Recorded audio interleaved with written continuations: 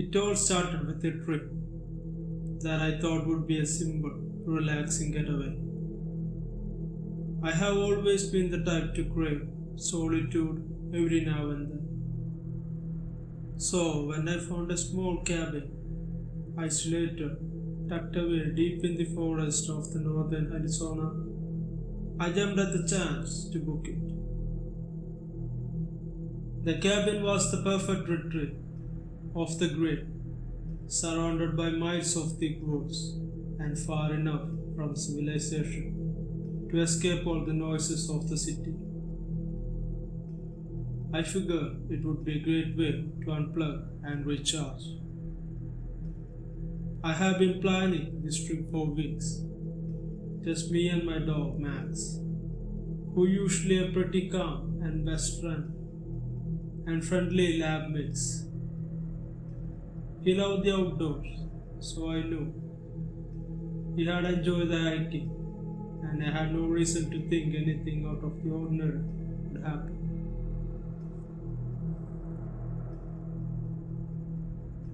He loves the outdoors, so I knew he would enjoy the hiking, and I had no reason to think anything out of the ordinary would happen.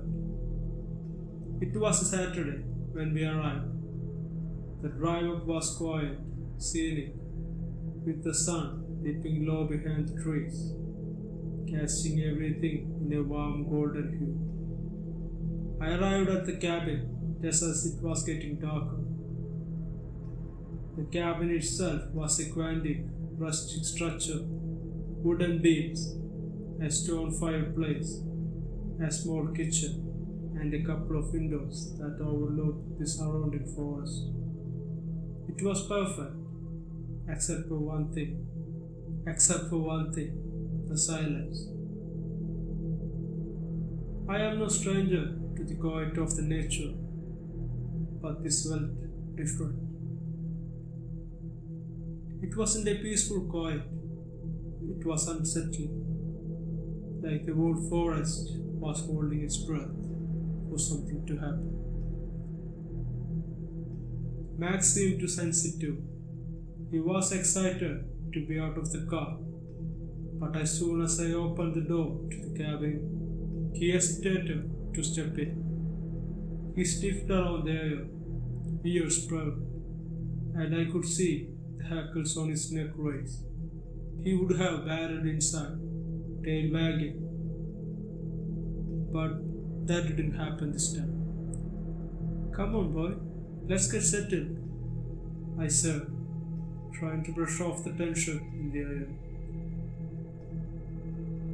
I spent the next hour unloading my things, making dinner, and setting up the fire in the fireplace. Max remained unusually tense, pacing around the cabin, occasionally pausing to stare into the woods outside through the windows. I couldn't help but feel that something was off. It wasn't just Max. The forest outside seemed to have a strange stillness to it, like the wind had abandoned it. There was no animal sounds, no chirping of birds or rustling of the leaves.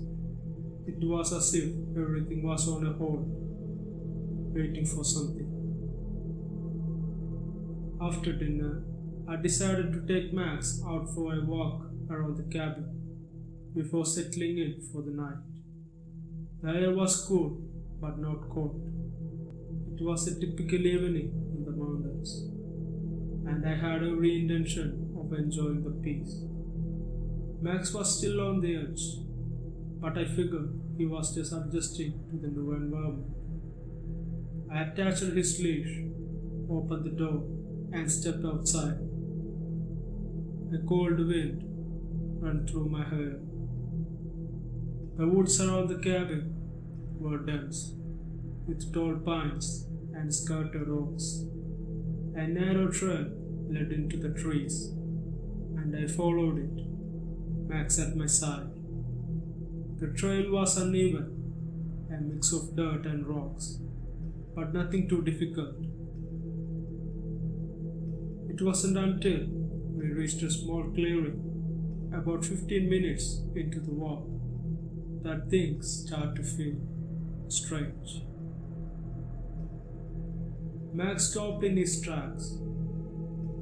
At first, I thought he had just smelled something, but then he started growling. Not just a playful bark or a curious noise.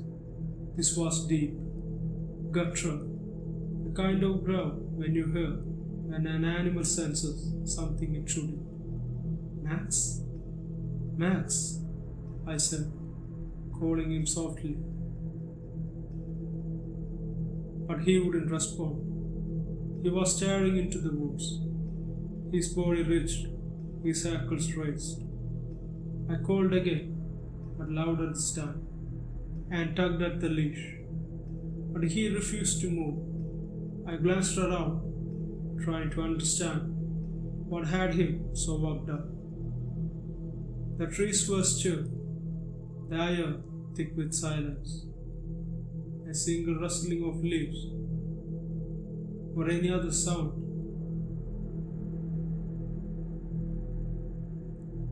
That's when I saw it. At first, it was just a shape in the distance. It was standing still, partially obscured by the trees. My first thought was that it was a person, but something was wrong. I squinted my eyes, trying to make out the figure. It was tall, far taller than any person I had ever seen, and it wasn't moving. It just stood there, facing me, perfectly still. And then I tried to call out, but my throat went dry, and no sound came out of it. Max was still growling, his eyes locked on the figure. "Hey!" I finally managed to shout. "Are you lost?" The figure didn't move, didn't respond to my calls. But something about it didn't feel right. Its stance was off. It was too still, too rigid, like it was trying to blend in with trees, but it didn't quite know how to do that. My heart began to race. My instincts told me to turn and run back to the cabin, but I froze in place, unsure of what to do. I tugged harder on Max's leash, but he didn't budge. His growling had escalated to a low, steady, and a rumble voice, his body tense with fear. Then, as if on cue, the figure moved. It wasn't a smooth motion. It was trying to walk, but it was failing it. Too stiff and too unnatural. My breath caught in my throat as it took a step forward, its limbs making an audible snapping noise with each movement. And I saw his face. It wasn't human. It was a face, yes, but it was raw, almost deadly white and pale, with the deep-set eyes that looked like black holes. And its mouth was stretched, wide, and gaping grin that showed far too many teeth that looked far too sharp. I couldn't move. I couldn't scream. My mind was racing and telling me to run, to get out from there. But my legs felt like they were glued to the earth. And then it did something I will never forget. It tilted its head, almost like it was trying to understand me, or worse, trying to mimic a human gesture. And that grin, It grew wider, almost too wide to be natural.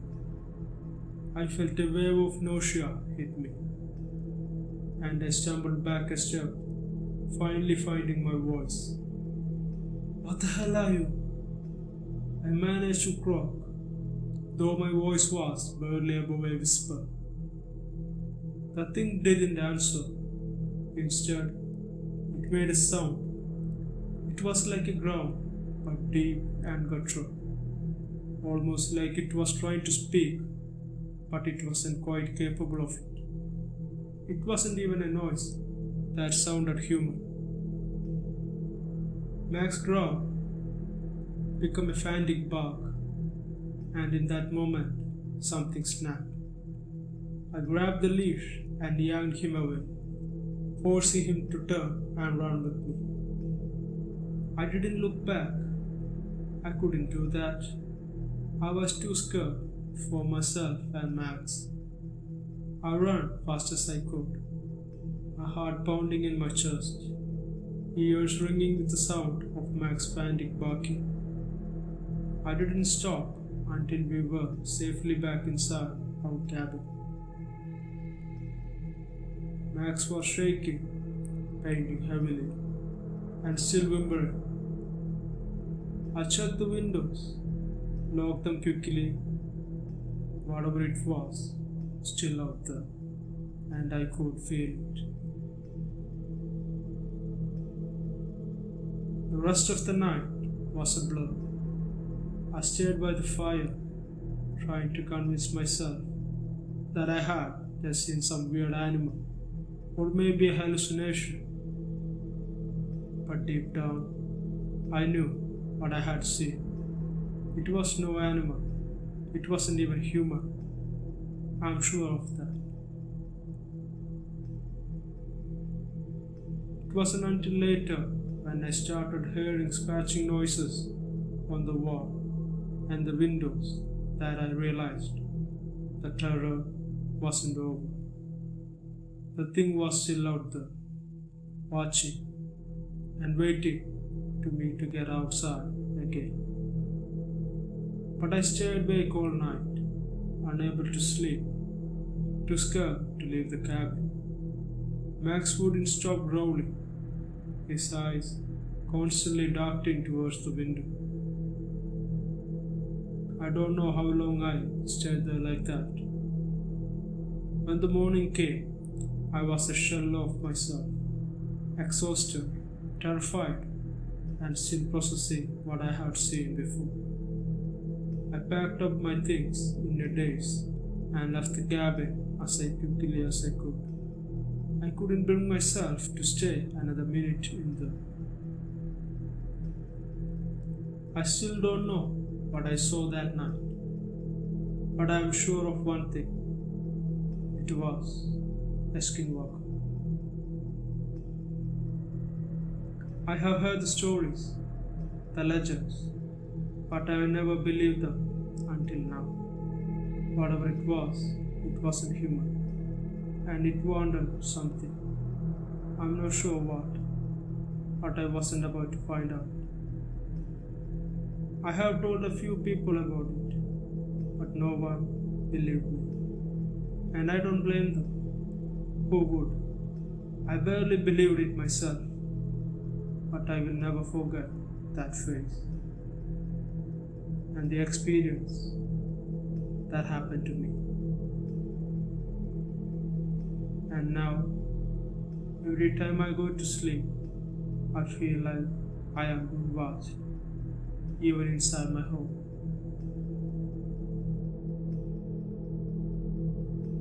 Hope you guys like this video. If you did, please consider subscribing to this channel and enable the bell icon so you don't miss new uploads. And also check out other videos in this channel too. Like them and share them. And if you have any suggestions or any improvements I need to make in this channel, please post them in the comment section. Till next time, this is Malayali Wendigo. Bye.